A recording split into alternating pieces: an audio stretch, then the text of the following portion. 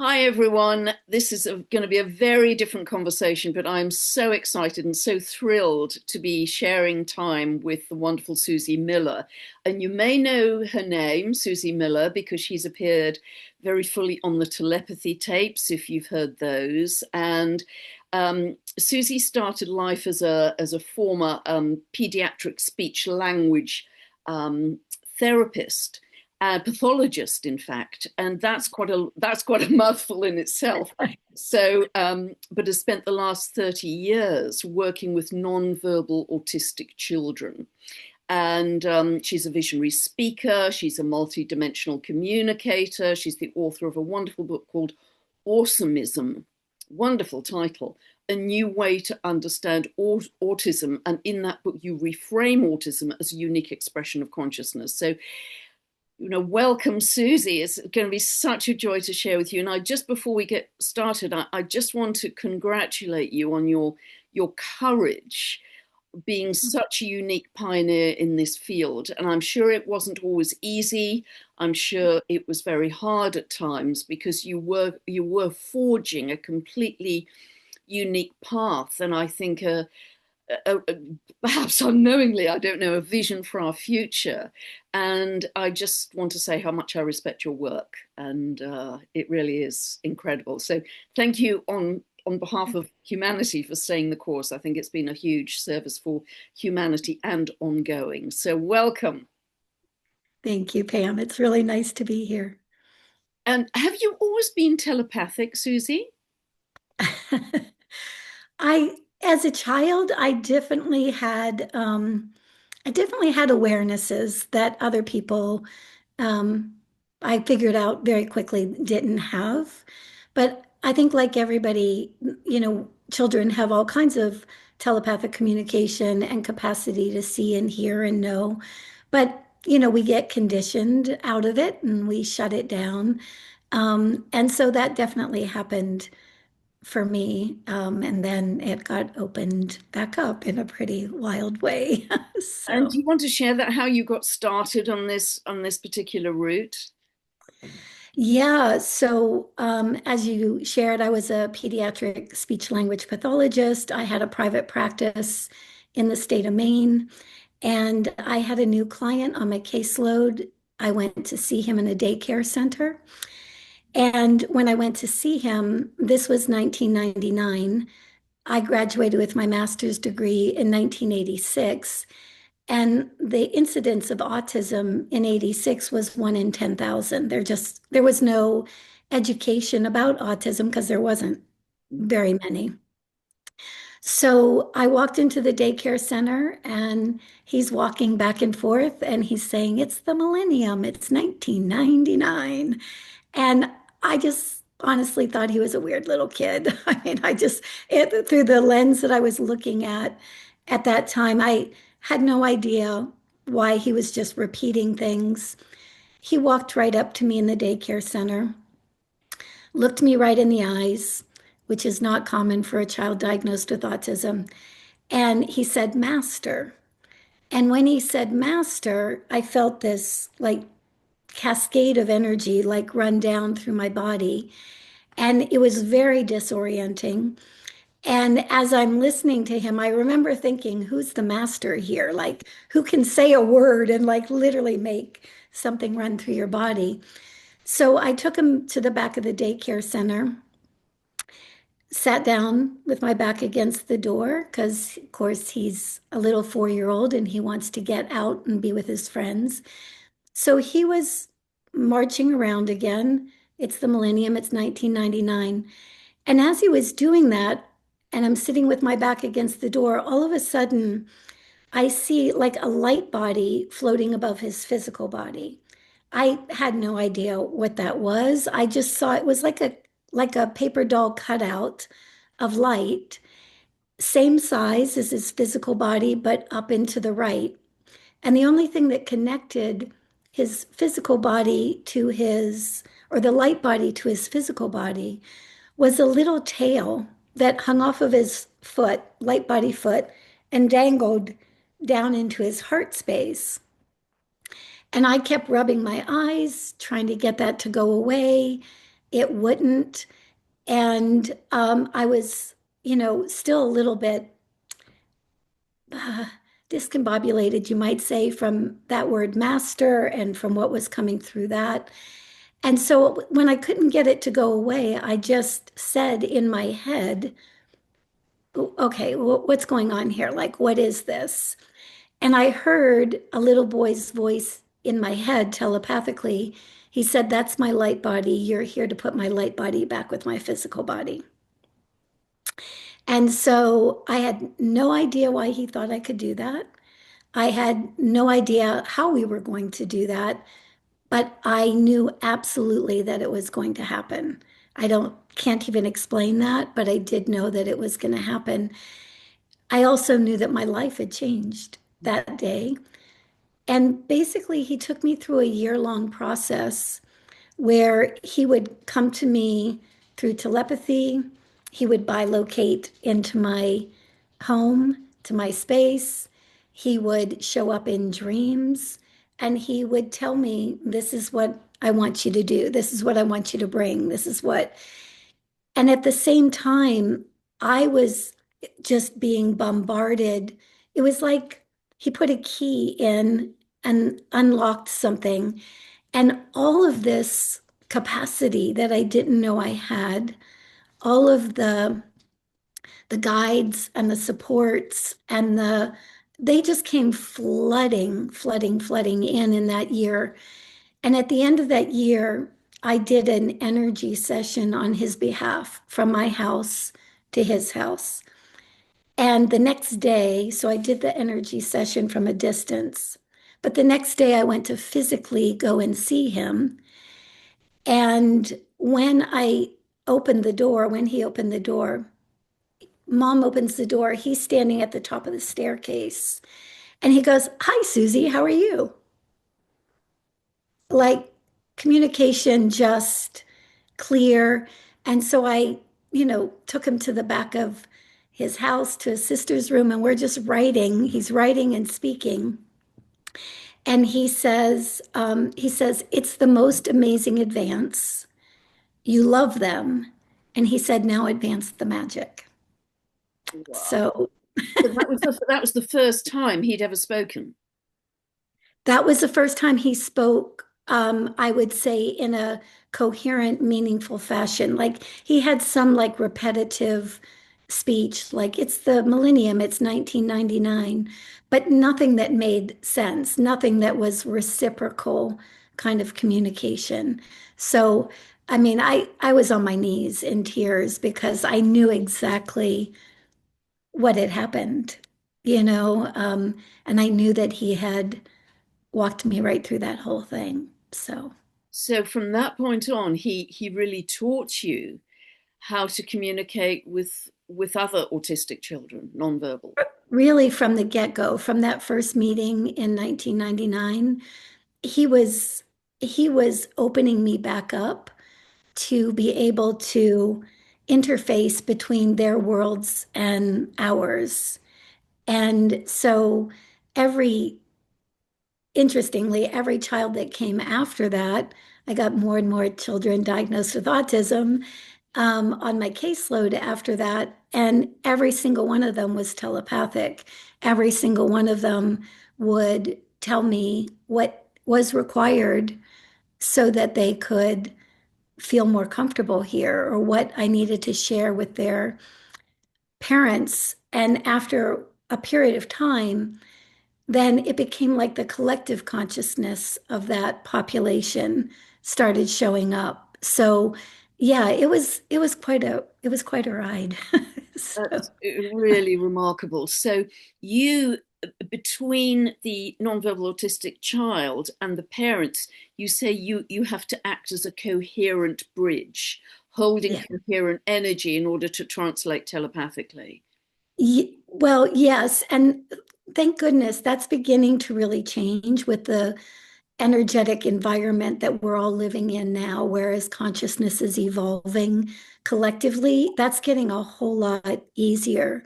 But um, early on, it was like the kids' field was in a very refined dimensional state, the parents and the collective field was in a denser vibrational state. And it was like ships that pass in the night. There was no, the parents or the professionals were seeing these kids through the lens of separation.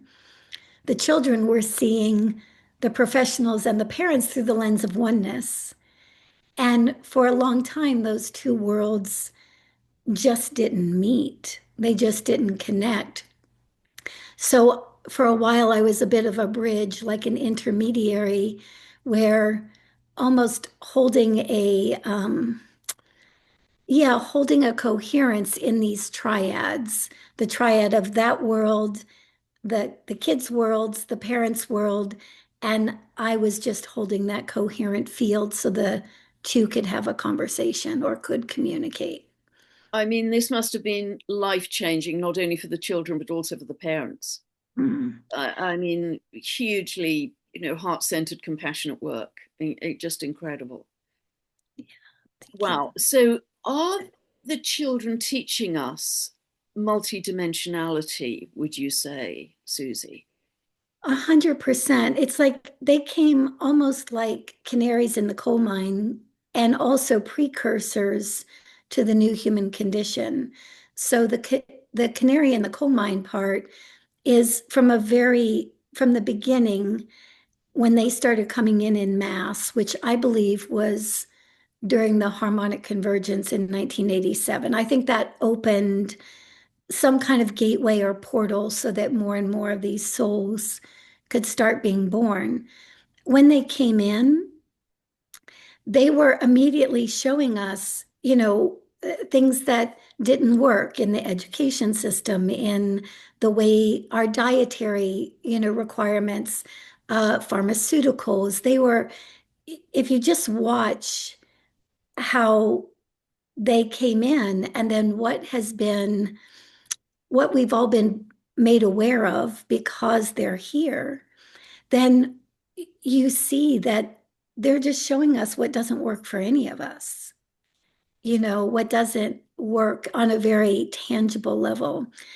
And then you've also got the capacity that they hold as, you might say, multidimensional beings or beings within that field of oneness. To me, it makes perfect sense, Pam, that if you function in a field of oneness, of course, we're one. So of course we can telepathically communicate. Of course, if I send, feelings of love toward you, you'll feel that. Or if I send feelings of discord to you, you'll feel that. It's all within the same field of oneness. Yeah. So these kids are reading minds and they're reading emotions and they're telepathically communicating. But from my vantage point, they're just saying this is what we all are. This is what it is to be in that field of oneness. And so of course we can heal beyond time and space. Of course, if we're holding a more coherent vibrational frequency, of course, that can offer somebody else that same resonance, right? Of course, it can offer somebody else that same capacity because you trigger that in that field of oneness. So to me, they were showing us what wasn't working for humanity, but they're also showing us what capacities lie within us. So. So they really are kind of teachers and forerunners of what we might call the new human in New Earth. Uh, yes, a long time ago, I used to run a course called The New Human, and it was just that. They held the template, you might say, of what we were all evolving into, but they held that template long before most people could even begin to acknowledge it or to see it. They held that template almost like holding a frequency until we could evolve into it. And now with things like the telepathy tapes and other information that's out there, it's just so exciting because you go, humanity's ready for it now. They weren't ready for it necessarily in 1999 but the fact that something like that can be so enthusiastically received just lets us know that humanity's evolved to a place where they can see this population, maybe more so than ever. Yeah, beautiful, Susie. Thank you for that. And it's so interesting because if we weren't aware, we as humans weren't aware, we think that it was for nonverbal autistic people. They often appear to be very uncomfortable in their physical bodies or kind of incoherent. But Yes. however, they are holding a very strong field of coherence at a higher level. And that seems to be such a kind of paradox. It's a paradox until we understand that in that frequency band, they, the frequency band where they are very coherent is, you might say, much higher than ours or most of humanity's, right? So what they're showing in their dysregulation is not their incoherence, but ours. Wow. So they're like a mirror for humanity. They're a mirror for humanity. And I remember when I very first said, well, you know, why do you seem to be so up and out of your bodies? Why do you feel like you're not really present here? And they said, because first, here is not yet the frequency of love. And when it is, we'll be able to be much more regulated in our bodies as that. And two,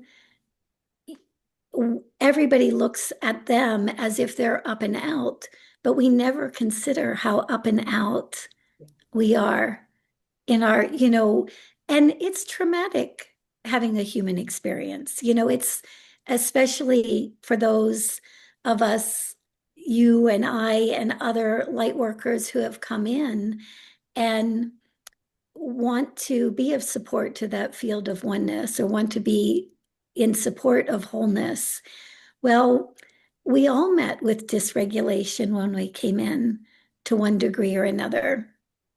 And so the invitation from these kids all the time is to acknowledge, yeah, we're all a little bit up and out. Yes, there has been trauma, you might say, in the human experience, but just because there's trauma doesn't mean that we can't reconnect to who we are in truth. Yeah, and Yeah.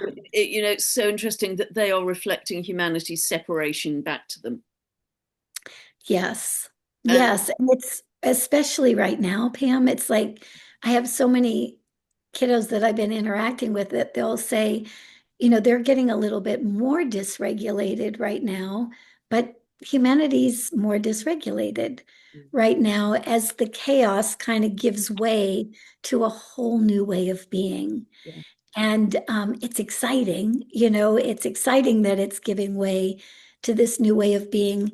And there's still, I'll say, holding a tension point yeah, until that can happen. yeah, and we're absolutely in that precipice, aren't we? That turning point. Yeah. We could all, we're in it. We're in it. We can all feel it. So, and you've talked about the nonverbal autistic children meeting kind of collectively in a unified field. I think they meet on somewhere called the Hill, which isn't a physical place. It's a it's a psychic place where they can all share telepathically with each other. And I'd love to understand that a little more. Yeah.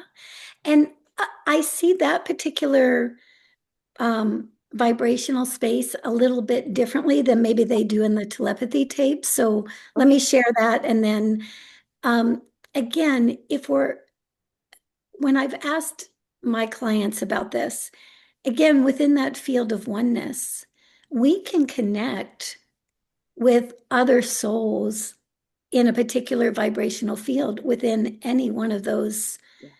anywhere you want to place your attention, there you are. Yeah. Yes. Beautiful. Yeah. So within that, I almost see like let's say that field of oneness as the internet and the hill as chat rooms. There are a variety of hills in that field of oneness. And so, you have different kids because they're functioning in different frequency bands. It's just easier to communicate with that frequency band. And so just because they can't connect and communicate verbally in this world doesn't mean that they don't have their resonant peers in other worlds and are learning and growing and exploring and being interested in all kinds of things, supporting each other. So that's very much what I think the hill is.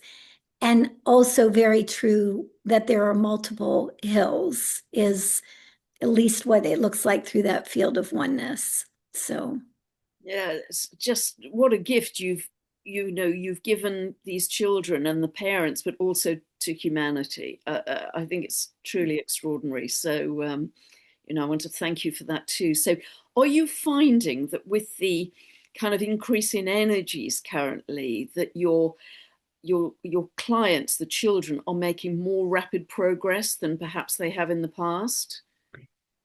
yes. And just over the last, since the Lion's Gate, since 8/8, there was a series of children that came in, one on 8/8, one right around 10/10, and then one right after 12/12. So, and it was just fascinating to me because throughout the years, different kids have taken me into their worlds, I guess is the best way to say it. I've had a lot of experiences where my consciousness met almost like an out of body experience, I guess, Pam. It's like where yeah, I left my body and met them where they were communicating, where they were wanted to share whatever they were sharing. But something different is happening now. So on 8/8, I met a young man, Gavin, who wanted to meet with me in Sedona. He said he wanted to meet me in a vortex because he thought I could help him speak. And I thought, okay, that's an awful lot of pressure. I don't think I want to go. It's really my first thought. But what I heard from my guides is no, go. This is important because one of the other things that Gavin had as an intention is he wanted to embody, almost like create a pathway from where he hangs out into his body so that other children like him could follow, right? He was trying to create that way forward. So I went to Sedona to meet him, and we were we were all on the way over to Sedona. He had given me a song. It's called 1,000 Years. And the words are basically, I've loved you for 1,000 years. I'll love you for 1,000 more, right? And it's so he asked me telepathically to sing that song on my drive over to Sedona. And then he asked me to play it again so he could sing it to me. So that's happening in the car on the way over there. And then I got there. I'm meeting a gentleman who telepathically communicates with him, as well as his mother and father. We sit on a blanket, at a resort in Sedona, and they're like, okay, well, what are we going to do next? It's like, I don't know. It's like, I don't know. We're just here to be together as one, in this. And I thought, I'll just play the song that he asked me to play. So I played it on my phone.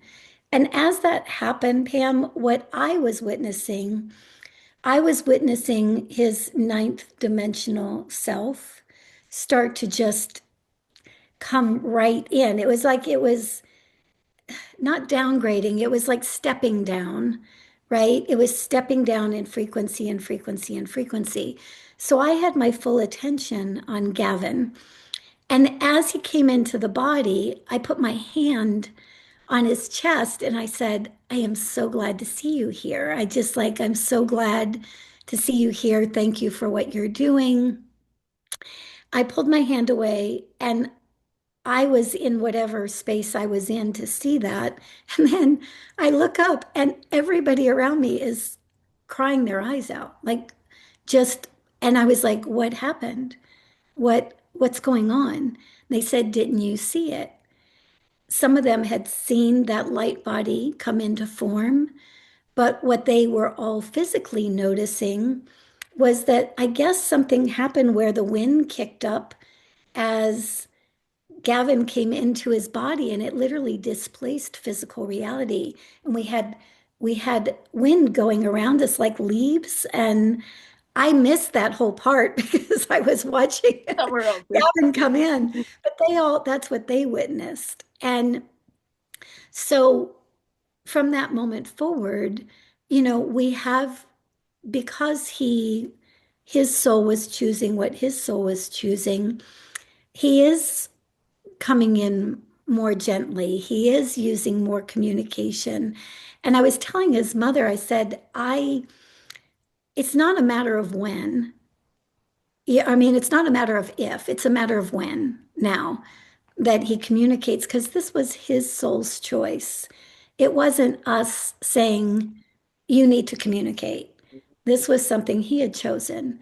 So that happened, and I had never seen somebody choose something like that and actually make it manifest. So that was telling me that collective human consciousness and their consciousness is getting closer together. It's almost like we can couple these two worlds in ways we haven't been able to before. And then I met right before 1010. Um, the collective consciousness of the kids was saying, pay attention to ThreeI Atlas. Yeah, I'm really I, interested in this. So it was the children that tipped you off to 3i. yeah, I had no thought of, I mean, I knew it was happening, but I didn't have any intention of connecting with it, nor did I even think I could, quite frankly. So, collect children, yes. 3i Atlas, interstellar objects, maybe not. Yeah. So, but right before that, I met a young man named Siddharth. Siddharth is 6, and when you check in with his energy, he's like a Buddha. He's like this stable, Buddhic kind of energy. And when we were checking in about 3i Atlas, he said 3i Atlas is a reality revolution. He Yeah. said, don't be afraid to jump in. And I said, what am I jumping into? My logical mind kicks in. What am I jumping into? And he said, reality as it actually is, instead of how it was conditioned to be. So that got me real excited about 3i Atlas. Like, what is 3i Atlas doing that is going to shift our perception, literally our perception of reality, a perception of who we actually are?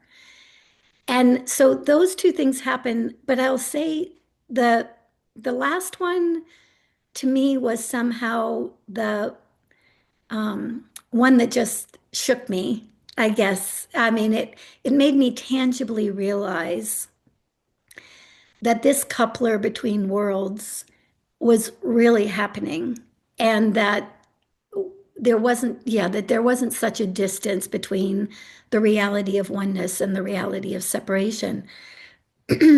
What happened is I had a brand new client that had come from the telepathy tapes, and her son's Calvin. And during the session, this beautiful mother asked all the same questions that most mothers ask. I just want to connect with my child. I want to know who they are. And so I closed my eyes to telepathically connect with her son. And as I did, I felt like somebody passed me physically, like I felt a brush across my arm. And that was different because usually when you telepathically communicate, you're meeting in not physical fields, right? So he passes by, And then with my eyes closed, he turns around and looks at me and he goes, "Oh, you're speaking to me." And I thought, yeah, it's like this. Yes, I am. Why is that any different? He said, you're in the field of oneness. He goes, you're in my world. You're not looking at me through the lens of separation.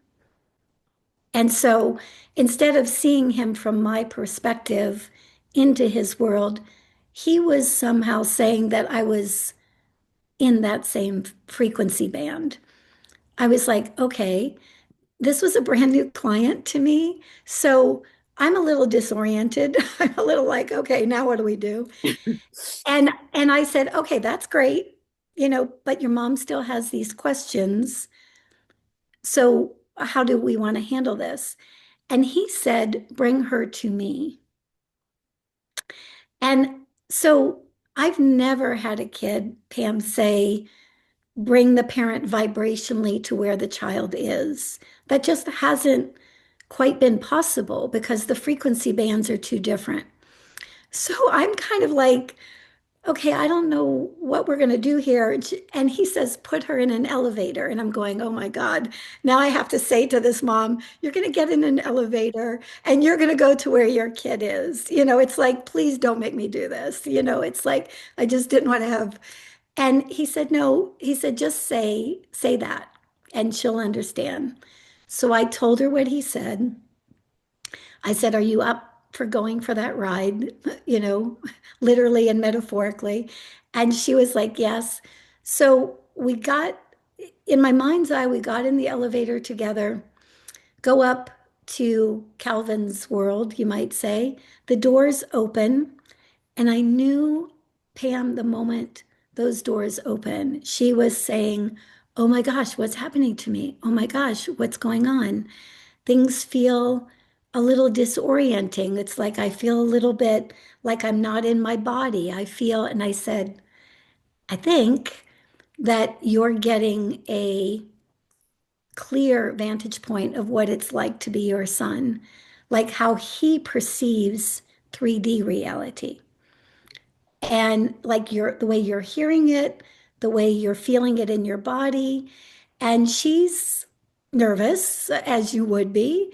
And so she's breathing through that and we're helping her stabilize that coherent field. And then I just said to her, I said, if you're where we think you are, you should be able to call him over to you and perceive him in a new way. And she did, and I knew the minute it happened because she was tears. I was in tears. She was in tears, and she was just saying how beautiful he was, how amazing it was to see him, through that lens instead of through the lens of separation. And I can't explain it. I can't. But what I knew the minute it happened, I thought, oh my gosh, humanity is closer to that field of oneness than they've ever been before, because I don't think that that would be possible if if it was still in that full sense of separation. Yeah. That is just so beautiful that the children have led you. They found you as a kind of magical messenger, translator. This it's just so beautiful that they have led you and you've stepped into that role so willingly. And I can't imagine the depth of emotion that you all felt at the It's just it's just even thinking about it, and yeah. and I I worked with a physicist, Bill Tiller, Yeah. from Stanford, and he did intention experiments and such. And I just remember him saying that any time that we move from one frequency to another, first we vacillate back and forth, but at some point there will be a coupler that will be able to hold those two frequencies together, and the higher frequency will always dominate the lower, and so as we're moving into love, as we're moving into compassion, as we're seeing ourselves beyond what we've perceived before, that will take hold and that will be the new reality. And I think that's where we are right now. They're the forerunners. it's quite remarkable. So Susie, were they talking about the reality revolution before ThreeI Atlas came into view, as it were? It was ThreeI Atlas that did it because they talked about it feeling good and being on the same frequency as them. Can you Right. talk a bit about that? Because that was just fascinating. Yeah, I mean, like I said, I wasn't interested in, you know, connecting with it, but they kept saying, please do, because it vibrationally, it's much more like the field of oneness, or it's wholeness. That's what it's bringing about. And Siddharth would say that he told his mother through telepathy that it was like a seeding or like a humanitarian airdrop, kind of like where we're just opening up. And so when I checked in with it, the first thing that was really obvious is that as it was moving through our solar system and crossing, Mars, and you're the astrologer. I don't know what it Mars, went through, Venus, but etc. Yeah. yes. But as it went through across those different planets, that it was actually changing our relationship to those I planets. love that. And I wanted to dig into that because you also said, as it was closest to the Earth on the 19th of December, yeah, I'm quoting from your newsletter here, resets what that planet has come to represent collectively, clearing the way for a deeper truth from each planet to emerge. And also, when on the 19th of December, it was closest to the Earth, also resetting our relationship with the Earth. It alters Yes. our relationship with each planetary archetype. Now, as an astrologer, you know, that is beyond exciting. So and I know you've brought through some beautiful meditations from ThreeI Atlas as well. So I would love to dive into that and understand that at a deeper level because that's going Yeah. to change my world for sure. It's yeah, and for whatever reason, this is emotional too. It's like there's something about if we've lived on this planet for, however how many ever thousands of years we've lived on this planet in separation, in division. And 3i Atlas felt like it was coming through to kind of almost course correct that. Like maybe Mars isn't just the planet of war. Maybe Mars has a deeper resonance to something within us. Maybe Venus is not just the planet of love. Maybe it has a deeper resonance. Maybe both of those are coming into a oneness or a wholeness, not either or, but both and. Mm. And so and then the one about the Earth on the 19th really hit me because I think that we've been so traumatized by having incarnation after incarnation in separation. But it felt to me like 3i Atlas was resetting our relationship to Earth, that we could be in wholeness and in oneness, in love here. And that just and that is also the frequency that the kids have always said that they need to be here. We won't be fully embodied here until here is the frequency of love. But here comes some interstellar consciousness or flying through space just on time Yeah. to reorient our relationship not only with our planet but with our solar system. And and what does that actually mean for us and how we perceive ourselves if all of that is taking on a whole new reality, a reality revolution?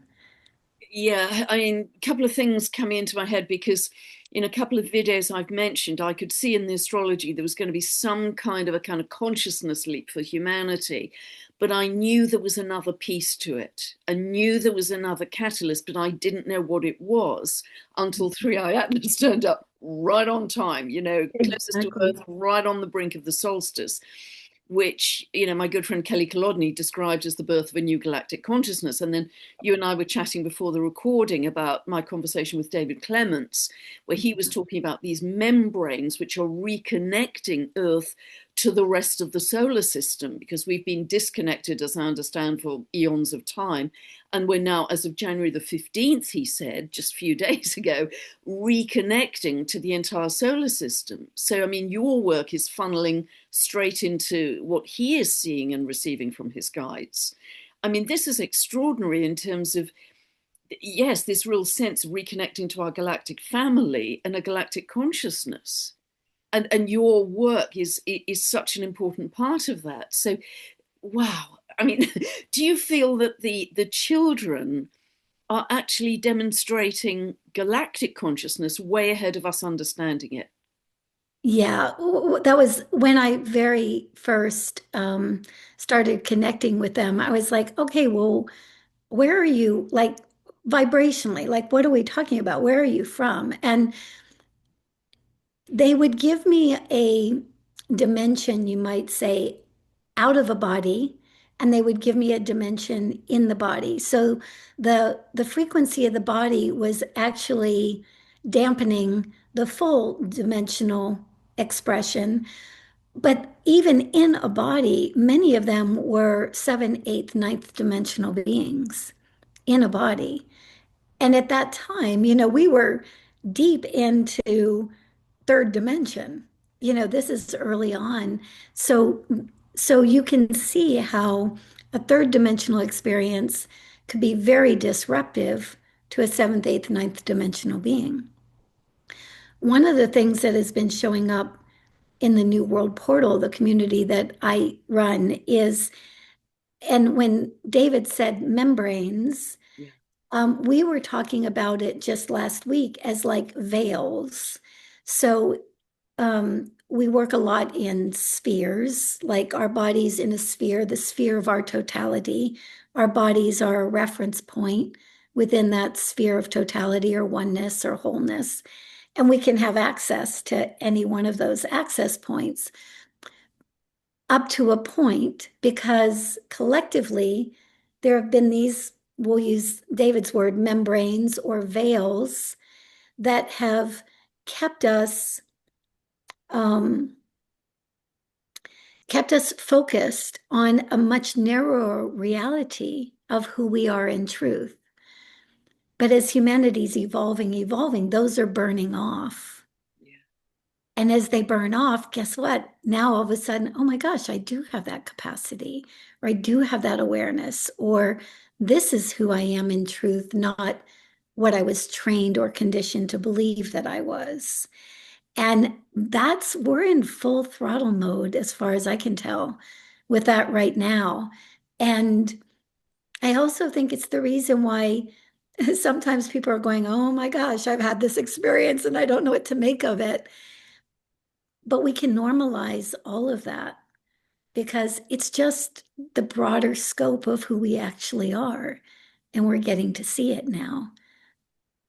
It's it's just so beautiful because these children, as you know way better than me, Susie, have had such a hard life. They've been shoved to the periphery of society. They've been put into places where they shouldn't have been and, given drugs or whatever. They have had a very, very tough time in the third dimensional world and, categorized as not normal or whatever, but they've actually been the heralds of this new age. And thank goodness for you that you have been able to be the connector for that. I I think it's actually common, for people who come into the world, holding something that is a little ahead of the game, you Yeah. might say. It, I think that that's really common, and I don't think that we'll fully know the whole scope of who these souls are in truth and the great um, gift that they've given humanity simply by being here until probably on the other side of 2027. I think once we get past there, we've got enough vibrational momentum as a collective to really being able to, they used to always say, realize, see with real eyes, to realize who they actually are. And I just have such gratitude for even the fact that they could be here all this time and have endured what they've endured. Um, I do. I have a lot of gratitude for them holding that frequency band until we could collectively match it, or even as an invitation to match it. And no doubt in my mind that these souls are galactic, sometimes angelic in nature.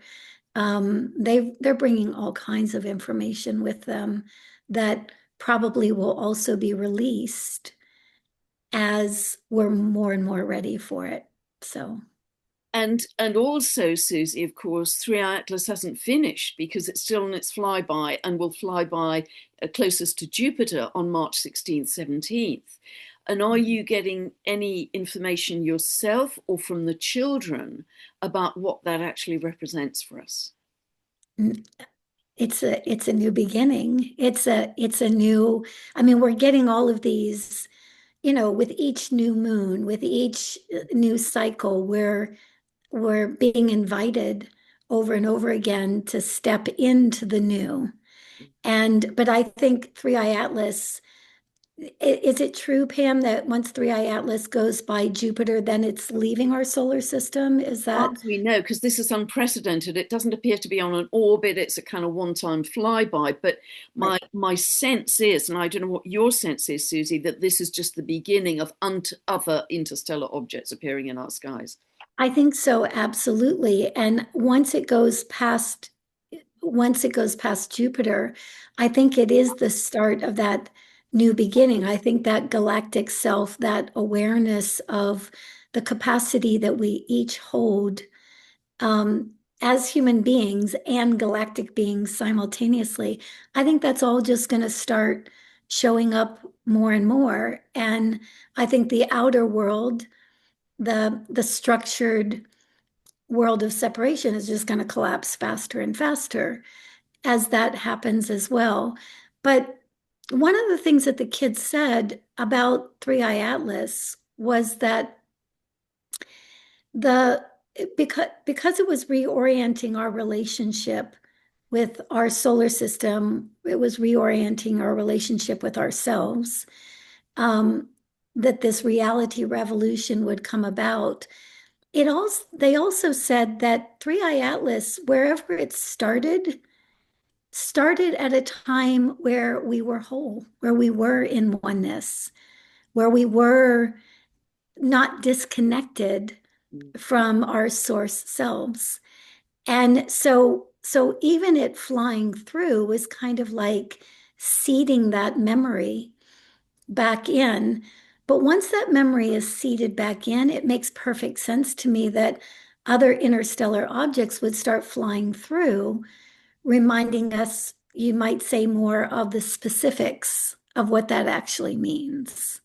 Yeah, because it's so interesting. It's closest to Jupiter, 16th, 17th of March, just before that Aries equinox. And I've never, going into late March, April, I've scarcely seen any astrology with so many planets in Aries, which is all about, new beginnings in a huge way. I mean, we've got something like, going into April 8 orbiting bodies, or possibly 9, all in Aries. I mean, I've never seen anything like it. So it's like a whole relaunch for humanity. And Jupiter in Cancer, Jupiter's about wisdom, as you know, and future vision. But in Cancer, it's also about ancestral wisdom and ancient wisdom that's been, It's coming back. yeah, it's Mhm. going to be reignited for us as well. Yeah. And so I could, I can feel my consciousness expanding all through this conversation. It's just amazing. So it seems like that collapse of the old order, which I can see in the astrology too, is going to happen really fast from this point on, because there's so much momentum into into that new consciousness. Yep. Yeah, and I think when I was listening to your conversation with David too, he was talking about that that speeding up, and we don't have to suffer through that. We can literally choose again within that field of oneness. We're not used to having choice, but can we allow ourselves to just play again, to have a beginner's mind to have that innocence of like, well, if I was choosing, what would I like to choose again if I can choose? Because the minute you start tapping into that like you aspect of your wholeness or that aspect of human consciousness or totality, whatever you want to call it, you're there. Yeah. You're there. As less and less separation happens, you're there. So it's like I love this idea of, and you speak about this often, like choosing love, choosing the direction that you want to experience within a day or within a month, or where are we going has everything to do with where we collectively place our focus. I bang on about that eternally, as you know, as banging a drum. So yeah, it's absolutely fascinating that we are so close, and we're within a whisper of that Aries equinox that's happening. So, and I know other people who've connected, and I've had some sense of this myself. People who've connected with the energy of ThreeI Atlas, they talk about love, they talk about bliss, Yeah. and what seems to be so important is, yes, love, yes, bliss, yes, wholeness, but coherence seems to be the key, and it's something you've talked about a lot in this conversation. And of course, everything in 3D is to disrupt that coherence, to become chaotic and fearful and all the rest. So we have to be very disciplined with ourselves not to get caught up in that chaos, because we end up feeding the old world that we want to step out of. And so coherence is absolutely top priorities, an entry key almost into everything else you're sharing today. Coherence to me feels like allowing both and instead of being in either or. It's right or it's wrong, it's good or it's bad. Okay. It's quite frankly, to me, it feels like it's all moving us in the same direction. Yeah. All the chaos is Yeah. focusing us on love. It's like so it's doing its job, and it's helping us move. And the discomfort that we feel sometimes because we're going through whatever symptoms of this energetic, evolution are, it's like we can make those wrong and bad, or we can say that those are actually working on our behalf as well. As those symptoms are arising, and we kind of go, okay, that's working towards our movement into oneness or our wholeness, so that we allow it to be both and instead of either or. I think either or has been what we've been conditioned to, Yeah. whether it's political parties or whether it's, you know, even in spiritual communities, I think this either or can get us stuck. And whereas we're like, no, it's like it's all working. We are simply moving into oneness, period.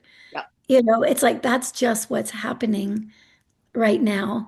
And both the perceived shadowy aspects of that and the beautiful, blissful light aspects of that are all working to the same end. Yeah, it's So, a very good point, actually, Susie, because that those difficulties act as a catalyst.